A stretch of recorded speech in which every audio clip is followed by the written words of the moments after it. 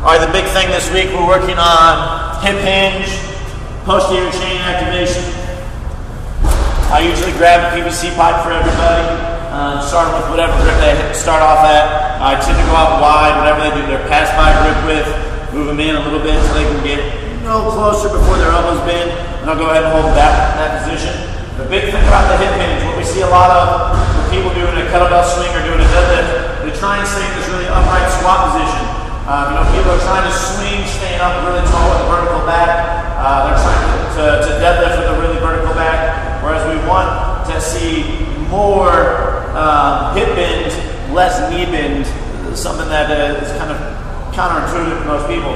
So keeping this bar here, I want to almost think that I'm pushing this bar into my hip pocket, and I'm pushing my butt back. So I'll usually stand behind people and have them touch me with their butt, just have them touch me on the hip, not the hand obviously.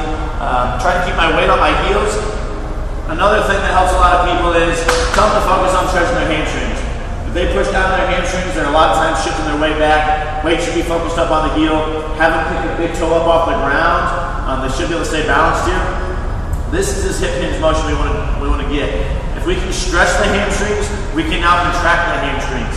If I'm up tall and I don't feel a stretch to my hamstrings and my glutes, all that's going to be working is my low back and my quads. If I can push the hips back, hinge there at the hip joint, I can now use my posterior chain.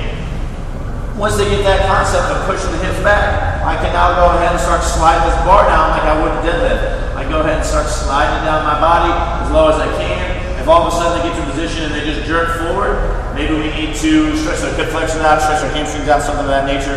Or maybe they just need to practice that motion a little bit. So we get them down to the ground, they're pretty close, using a lot more hip than they're thinking that they normally do.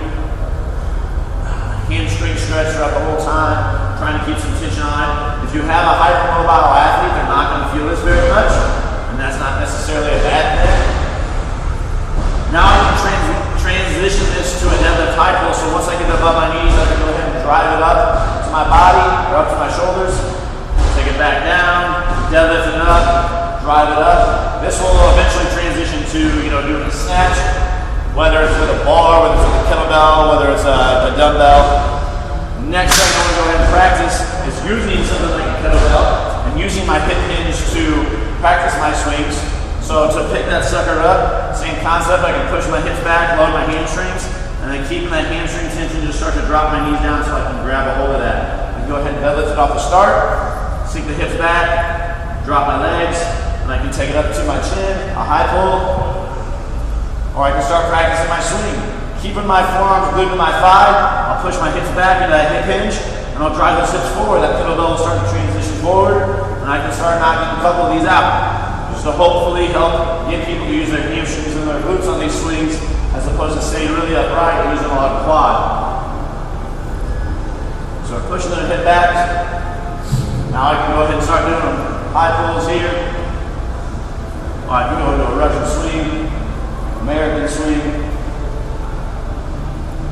Concept is to get a lot of hip motion, big flexion of the hips, not as much of the knee as what most people think they need to do. Trying to stay away from that, use those hips, use those hamstrings. Nice and slow, big hamstring stretch. That way these suckers can be used on the way back up.